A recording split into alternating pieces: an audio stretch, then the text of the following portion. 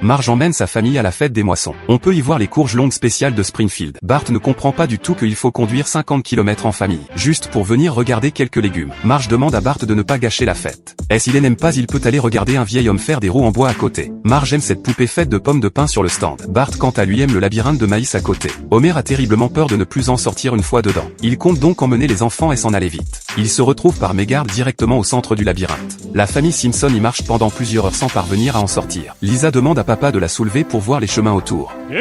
Corn. More corn. Another kid getting thrown in the air. Mais après avoir regardé tout autour, elle ne voit que du maïs partout. Marge propose à tout le monde de séparer ses voies. La probabilité de sortir est peut-être plus grande comme ça. Homer pense que Marge veut juste le laisser ici. Il pleure et s'enfuit tout seul. Mais peu importe comment Homer court, il ne parvient pas à sortir du labyrinthe.